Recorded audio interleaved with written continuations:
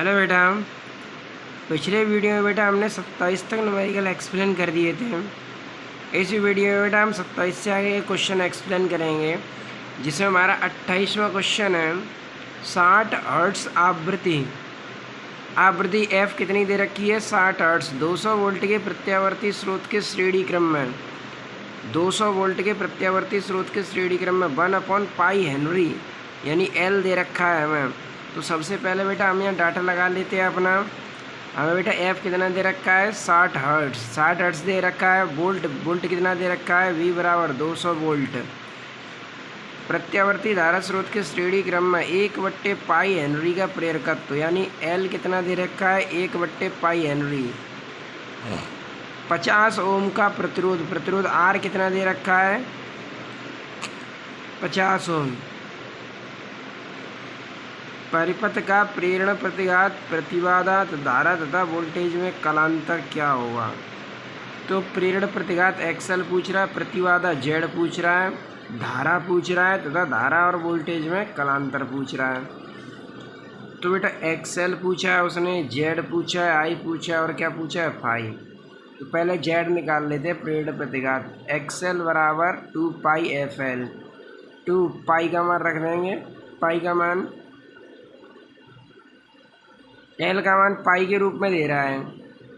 L का मान किसके रूप में दे रहा है? पाई के रूप में। तो पाई को नहीं रखते। पाई से पाई क्या हो जाएगी? कट जाएगी। इसका इसमें गुणा कर दो, कितना आ जाएगा? 120। अब प्रतिबाधा निकाल लो।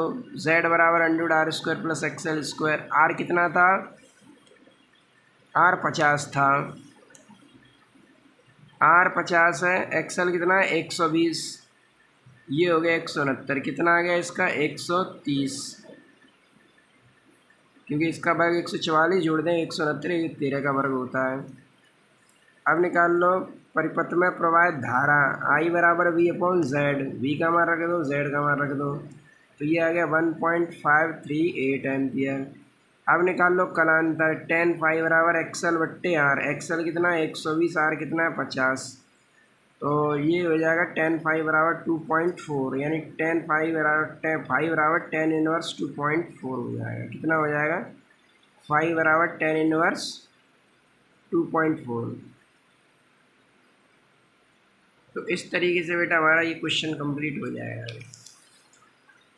इसके बाद बेटा अगला क्वेश्चन है क्वेश्चन नंबर 29। एक चुक कुंडली का प्रेरकत्व। तो बताओ किसका मान है ये प्रेरकत्व? प्रेरकत्व एल होता है। तो एल का मान कितना दे रखा है? 0.2 हेनरी। तो एल का मान हमने बेटा यहाँ पे लिख दिया, एल बराबर 0.2 हेनरी। ठीक है बेटा। प्रतिरोध 0.50 ओम। प्रतिरोध यानी आर का मान दे रखा है। तो आर बराबर दे रखा है 0.50 ओम। इसमें 50 हर्ट्ज आवृत्ति। एफ बराबर कितनी दे रखी है? एफ बराबर है 50 हर्ट्ज। 2 एम्पियर की धारा प्रवाहित हो तो कुंडली के सिरों पर कितना विभवांतर होगा? धारा कितनी प्रवाहित हो रही है? 2 एम्पियर की। तो कुंडली के सिरों पर विभवांतर यानी VL पूछ रहा है। तो यहाँ निकाल लो प्रेरण प्रतिघात। एक्सएल बराबर 2πfl। 2 पाई कितना है? 3.14। एफ कितना? 50। एल कितना? 0.2। इसका इसमें मल्टीप्लाई कर दो, कितना होगा? 100।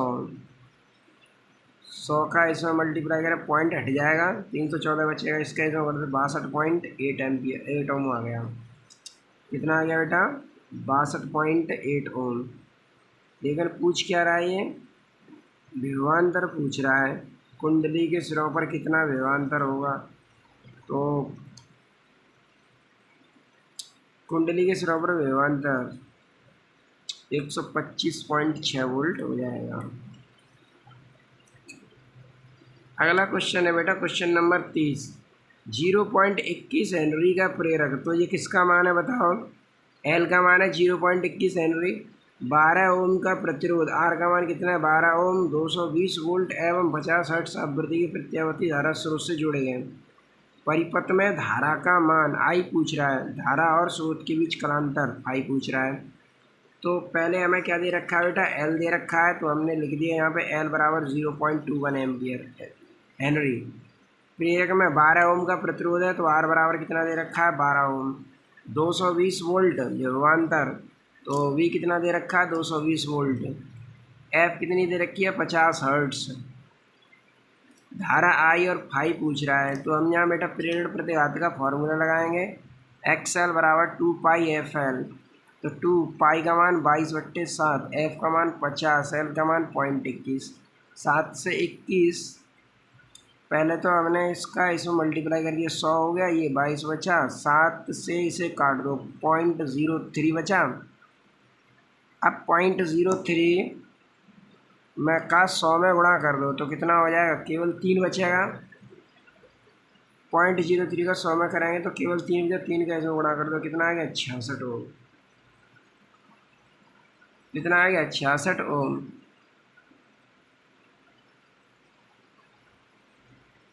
कितना आ गया 66 ओम।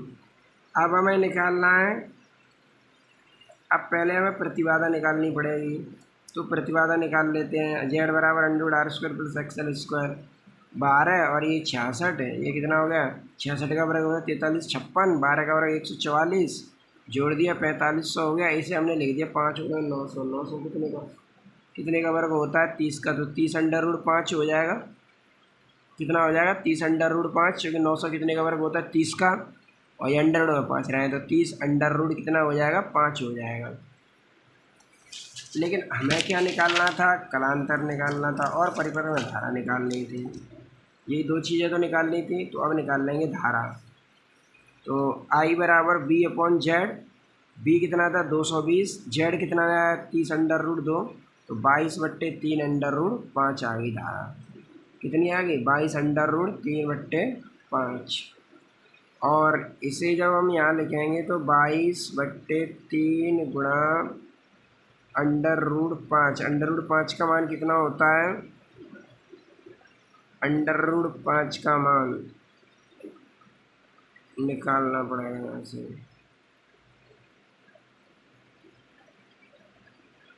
अंडर रूट 5 का मान, तो 2 को आपस में कर दो,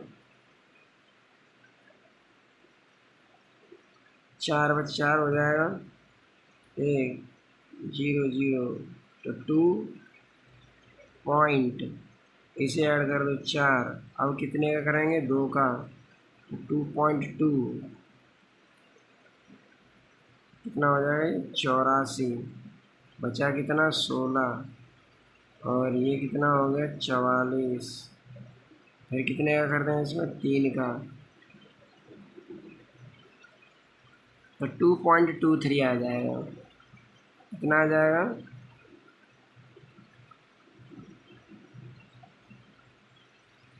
2.23 हो जाएगा।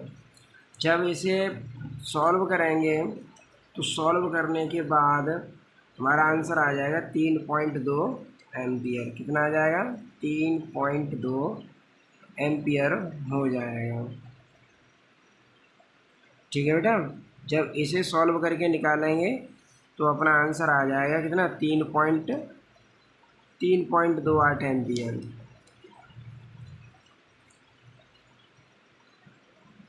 3.28 एम्पियर।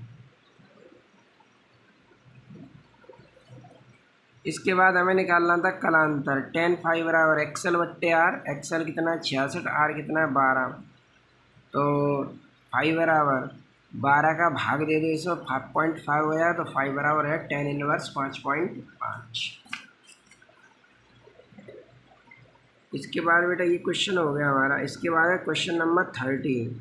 क्वेश्चन नंबर 30 में कह रहा है एक 100 वोल्ट 50 हर्ट्ज के प्रत्यावर्ती धारा परिपथ में प्रेरकत्व L का एक प्रेरक और 31.4 ओम प्रतिरोध का एक बल्ब श्रेणी क्रम में जोड़े गए हैं। तो वोल्ट कितना दे रखा है 100 वोल्ट, तो V का मान दे रखा है 100 वोल्ट। F कितना दे रखा है 50 हर्ट्ज। L का प्रेरक और 31.4 ओम का प्रतिरोध। R बराबर कितना 31.4 ओम। वोल्ट तार धारा में कला कोण कितना है π/4, तो फाई कितना है π/4। तो L का मान ज्ञात कीजिए। L का मान हमें ज्ञात करना है। क्या करना है L का मान, तो कलांतर निकालेंगे। पहले कलांतर का फॉर्मूला लगा लेंगे यहाँ पे।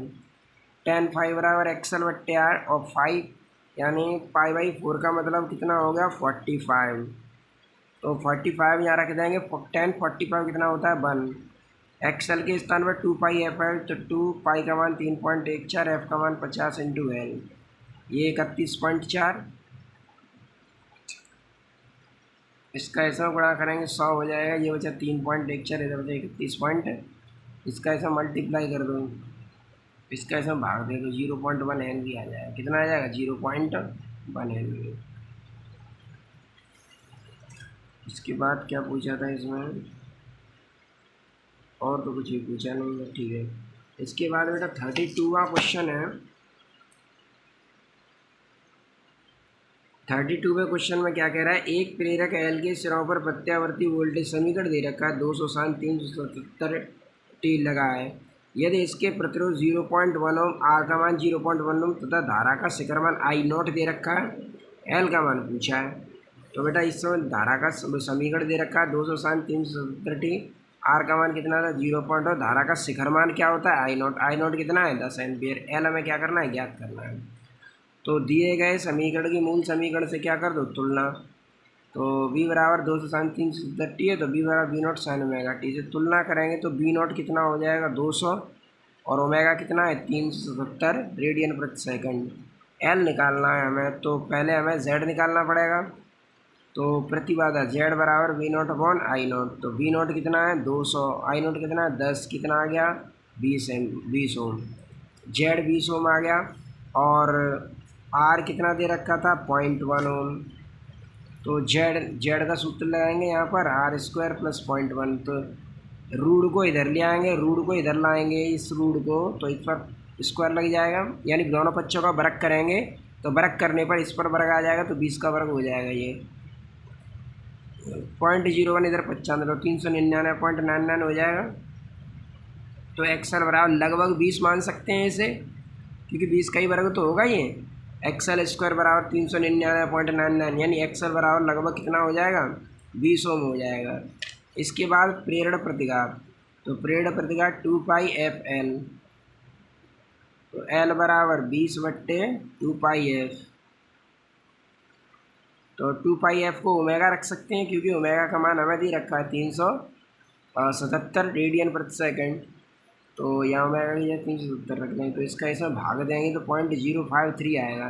तो 1 2 3 अंक के बाद पॉइंट हटा देंगे, 1 2 3 अंक बाद पॉइंट हटाएंगे, तो घाता कितनी आ जाएगी माइनस में आ जाएगी, तो ये हो जाएगा 53 गुणा 10⁻³ यानी कितना आ जाएगा 53 मिली हेनरी। कितना आ गया 53 milli henry.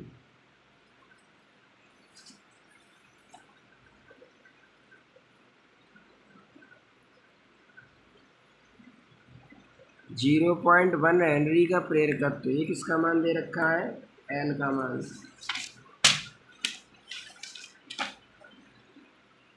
Zero point one Henry का प्रेरकत्व 30 ओम के प्रतिरोध को श्रेणी क्रम में V बराबर 10 sin 400t प्रत्यावर्ती वोल्टेज से जोड़ा गया। परिपथ में प्रेरण प्रतिघात यानी XL, प्रतिबाधा यानी Z, धारा का शिखरमान एवं वोल्टेज के धारा के बीच कलांतर, शिखरमान धारा का शिखरमान I नॉट पूछा है, प्रतिबाधा Z पूछी है, प्रेरण प्रतिघात XL पूछा है। ठीक, तो यहाँ पे हमें L दे रखा है कितना, L बराबर 0.1 हेनरी, R कितना दे रखा है 30 ओम, V दे रखा है 10 sin 400t। तो इसकी तुलना कर देंगे तो V नॉट कितना हो जाएगा 10 वोल्ट, ओमेगा कितना हो जाएगा 400 वोल्ट, 400 रेडियन प्रति सेकंड। हमें XL निकालना है, Z निकालना है और I नॉट निकालना है, फाई निकालना है। यही तो कहा है बेटा उसने कि पहले क्या निकालना है, परिपथ में प्रेरण प्रतिघात, प्रतिबाधा, धारा का शिखरमान, वोल्टेज और धारा के बीच कलांतर। तो प्रेरण प्रतिघात XL हो गया, प्रतिबाधा Z होगी, धारा I होगी, शिखरमान धारा का शिखरमान I नॉट और कलांतर पूछा है। ठीक है, तो XL अगर हमें ज्ञात करना है तो हमें L दे रखा है और ओमेगा भी दे रखा है, तो प्रेरण प्रतिघात निकाल सकते हैं XL बराबर ओमेगा इंटू L। तो कितना हो जाएगा 40 ओम हो जाएगा। अब प्रतिबाधा निकाल लो, चूँकि प्रतिरोध हमें दे रखा है 30 ओम, तो प्रतिबाधा निकालेंगे Z बराबर √R² प्लस XL²। तो R का मान 30 का स्क्वायर, XL का मान 40 का स्क्वायर, 900 और 1600 कितने हो गए 2500 यानी 50 हो रहे। XL कितना आ गया, Z कितना आ गया 50 ओम, जेड कितना हो जाएगा 50 ओम। अब हमें निकालना है धारा का शिखर मान। तो धारा का शिखर मान निकालने के लिए हमें वोल्टेज का शिखर मान दे रखा है और जेड हमने निकाल लिया। तो यहाँ से निकाल लेंगे आई नॉट बराबर वी नॉट अपॉन जेड। और वी नॉट कितना है 10, जेड कितना है 50। तो ये आई नॉट कितना आ जाएगा 0.2 एम्पियर। इसके बाद पूछा है कलांतर। तो कलांतर कॉस फाई बराबर आर अपॉन जेड होता है शक्ति गुणांक। आर कितना था 30 और जेड कितना है 50।